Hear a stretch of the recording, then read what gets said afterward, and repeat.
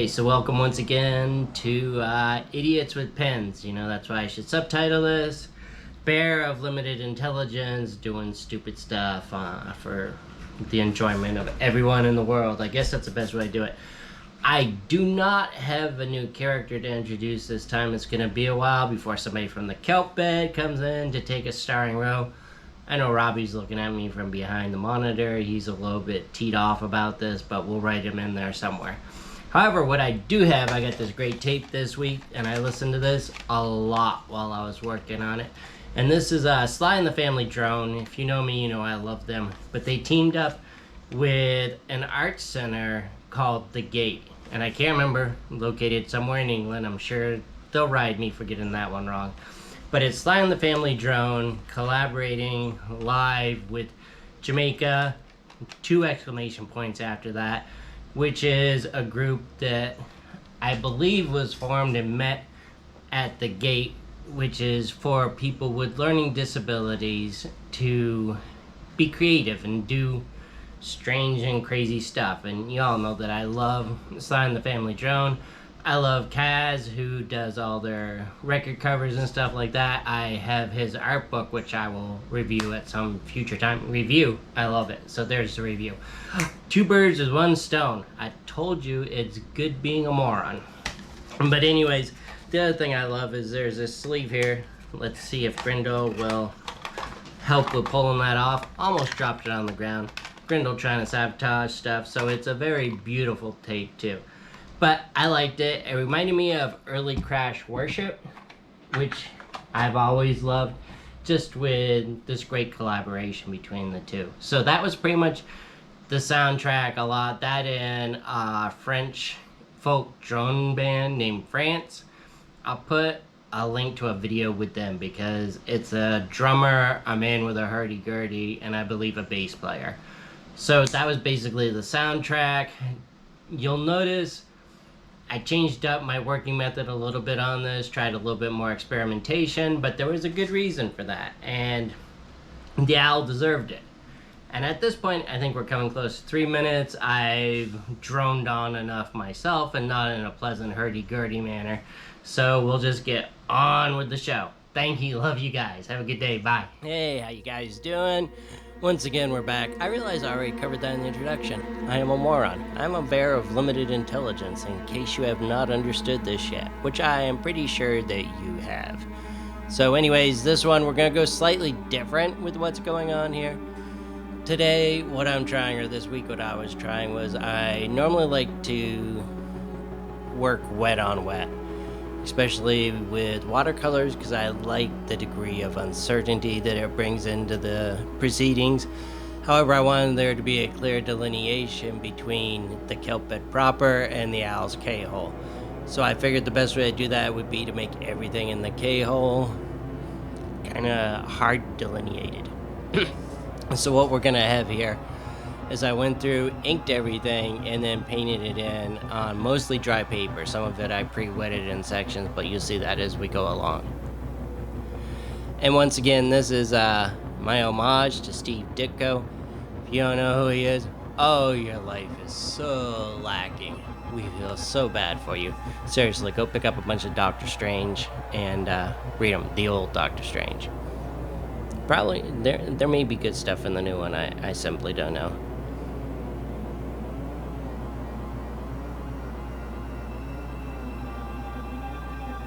And I enjoyed doing this because it allowed me to call out a lot of my own personal heroes while doing it, and you'll see them listed below. The hardest part was winnowing the list down.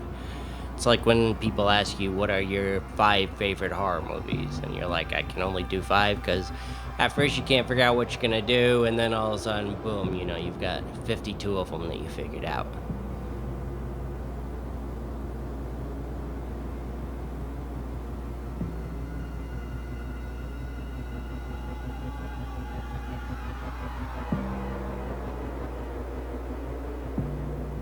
And it's pretty good because, you know, I've talked a lot about accidents and how they're avenues to explore on your show and film. Oh, I screwed up big time on this. And you can actually see it when it occurs. I'll point it out to you. Want to just note, though, that is the actual sheet music for Bowie's Space Oddity. I thought that would just be a nice touch to add that in there. I know, historical accuracy. That's what you look at this brain-addled comic for.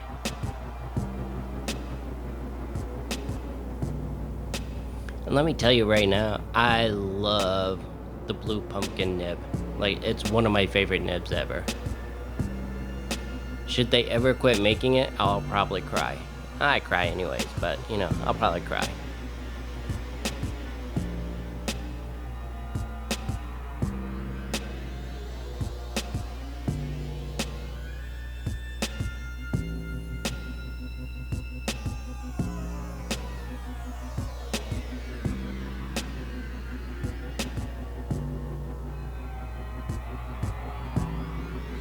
And in case you're wondering why the phone is there all the time, I was using the GoPro application on the phone, but let's face it, the GoPro application for Android phones, straight trash.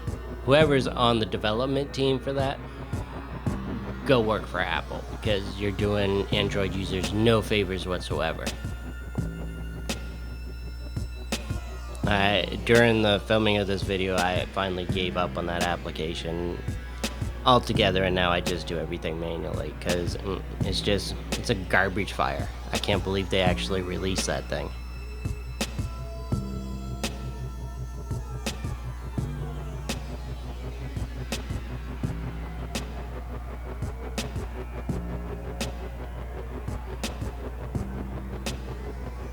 And if you are familiar with Steve Ditko, you'll recognize all of this. Of course, it's the crap version of it.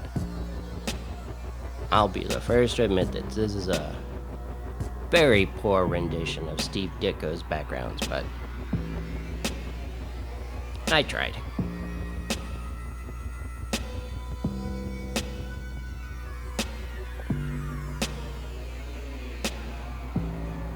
And the thing I like about this footage, when it's sped up, you actually see the change in light coming through the window. I'm just glad we're hitting autumn in New York, because waking up every morning in a puddle of sweat, every winter you're just like, I want the heat back again, and every summer you're like, I can't wait until it's colder out. That's just living in New York. And I switched between the blue pumpkin nib and the zero comic nib, just to give different lines more weight and thickness.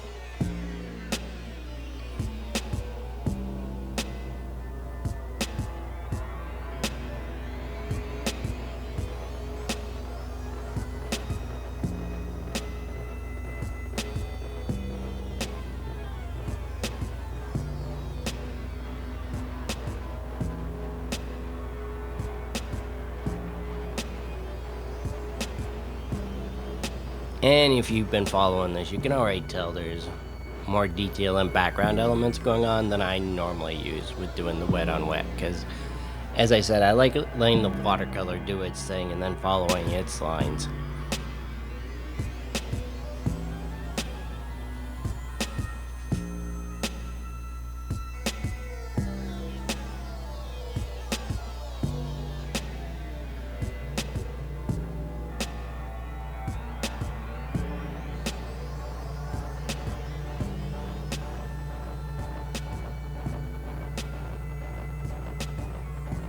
The other thing I really like about Steve Ditko is nothing is perfect in his work. There are no perfect circles, there's no perfect angles, everything kind of goes wonky, and I tried to recreate that as much as possible. I think that's a beautiful thing, especially nowadays when it's so easy to just use your computer to draw perfect circles and straight lines. And here I switched to a paintbrush because since I'm using the two different size nibs for the background elements, I wanted to make sure that the owl had weight to them. I realized He would have a lot of presence because he's mainly white with some Jane's gray in there amidst a colorful background, but I wanted his lines to have additional weight. And I'll probably work more and experiment around more with inking with the brush because I actually enjoyed it quite a bit. It's a little bit more difficult to handle, but I think that's part of the fun. I mean, it's not like I'm looking to win awards. And this is where you can see me screw up because what I did, if you look at the owl's face in this, I followed the guidelines that I used to construct him, and yeah, those weren't supposed to be inked in. Which led to the second discovery of this video, that the deleter white that you use to correct mistakes, it's not waterproof. I always forget the fact that it's not waterproof. So later on when I went to put the Jane's Gray into the owl on that one, yeah, it combined with the deleter whiteout and produces kind of awful gouache. I don't know why I always forget that that stuff is not waterproof, but learned the hard way. The good thing is, in my writing tools, I have a bunch of Malto paint markers, so that actually saved the day. I just went in with the paint markers over the top of it once everything was dry and then redid it. And followed the correct lines this time, so it's a bit of a mess, but like I said, put your accidents on display. And yay, we're back to the Winsor & Newton masking fluid, which I said I was going to do 2 different trials with it before I declared the winner between that and the PBO masking fluid, but I already feel as if the Winsor & Newton is going to be my standout winner. True, it's a little bit harder to see where you've already applied the masking fluid until it dries. I mean, the good thing about sped up footage, you can actually see that turn yellow. But the PBO is just, I don't know, it's more difficult to use, it's harder to pick up, it pulls up a lot of lines with it. I think the Winsor & Newton is a clear winner, at least on Arch's hot press paper, such as I'm using here. Now, probably on another paper, that could reverse. That's what I've learned, depending on the sizing, you know, how much cotton content there is in the paper. Everything will change. Even inks respond to that differently.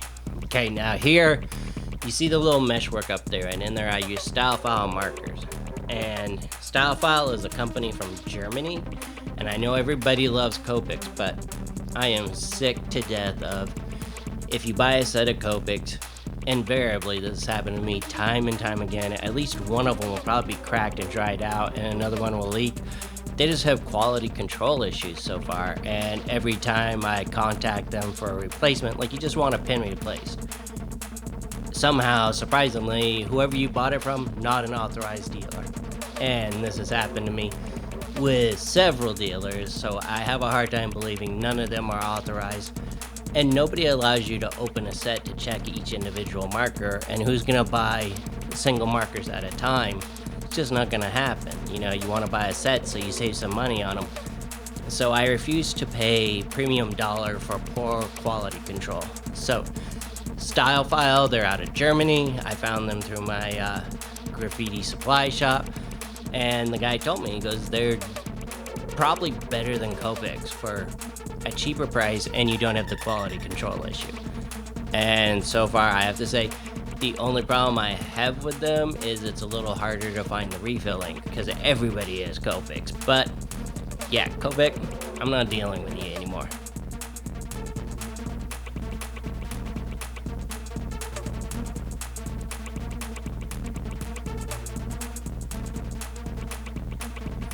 And that brush that you see there is just one of those really cheap Chinese calligraphy brushes. I love the thing. It's probably the cheapest brush that I own because I bought them in a set of them just as a lark, and except for the fact it sheds hair. And I used to have a dog that was part white shepherd and part husky, so he shed a lot of hair, kind of like these brushes. Love the death out of them. They shed a lot. As long as you know that going in, I mean, then you don't feel too bad about ruining them. And I have not ruined them yet, but in case I do, they're cheap to replace.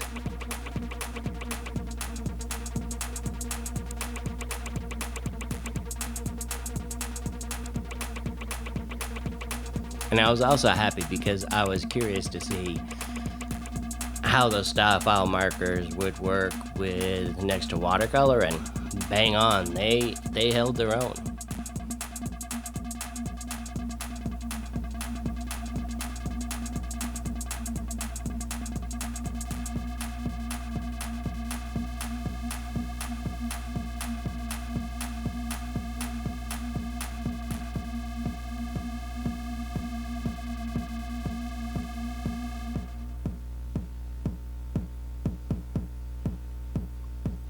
And as usual, I like doing several washes with watercolors to kind of deepen it as you go along.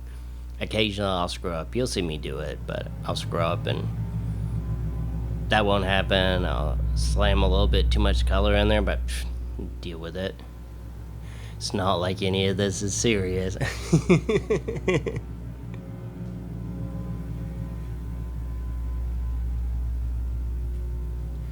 And I liked having him upside down in this.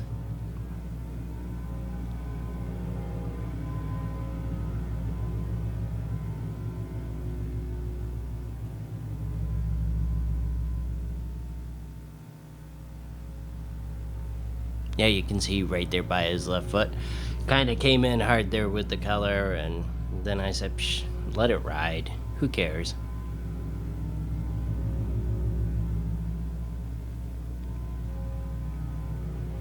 It's imaginal space. Let's get Bob Ross on it. You can do anything you want.